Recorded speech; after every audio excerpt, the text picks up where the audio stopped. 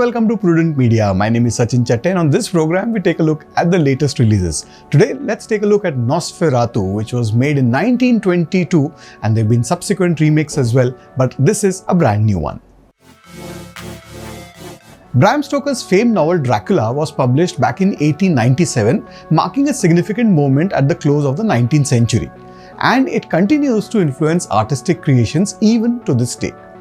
In 1922, F.W. Murnau, a prominent figure in cinema and a pioneer of German Expressionism, made Nosferatu, a film inspired by Dracula.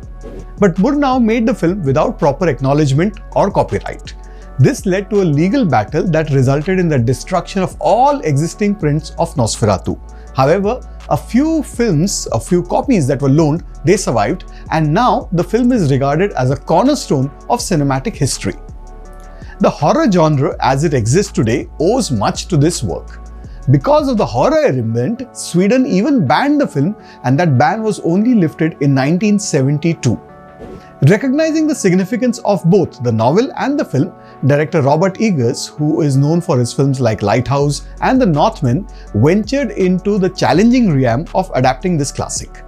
Previous attempts by directors like Werner Herzog and Francis Ford Coppola in 1979 and 1992 respectively yielded varying degrees of success.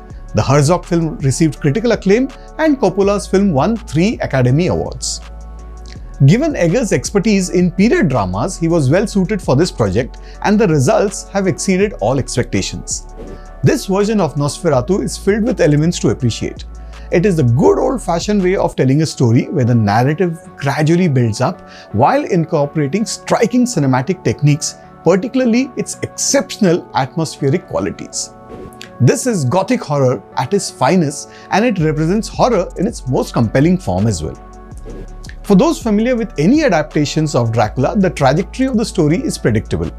Set in 1838 in Germany, we meet Thomas Hutter, played by Nicholas Hoult, an employee of a real estate agency. Even before the opening scene, the credits pay homage to Murnau's silent film.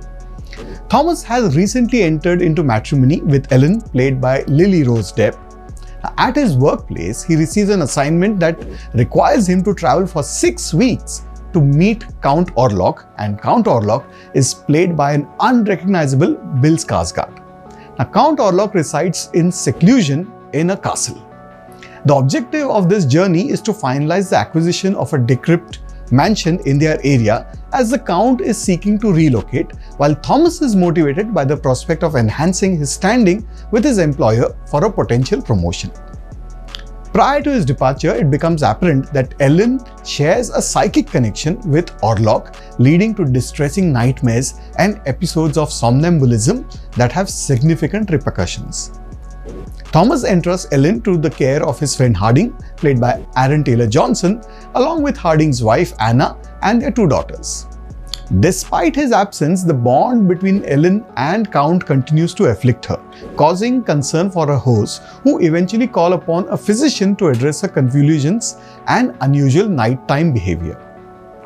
When conventional medicine and the use of a corset to regulate her blood flow prove ineffective, the doctor seeks the counsel of a professor, played by Willem Dafoe, who specializes in the occult. Count Orlok's castle is an ominous place, and the Count himself is far from amiable.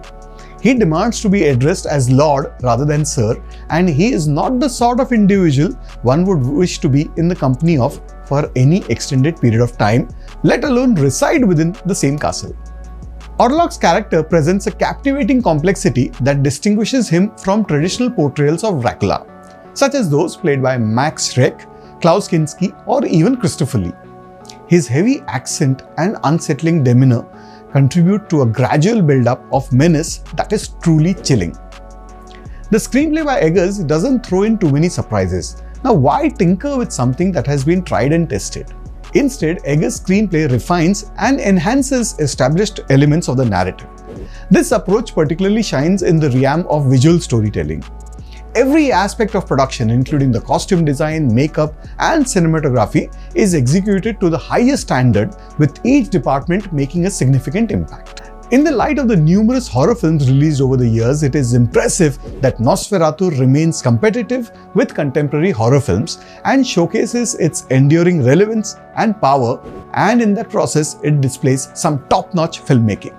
I'm going to go with 4 out of 5 stars for the new movie Nosferatu. If you want to have a good horror time at the movies, this is the film you should look out for.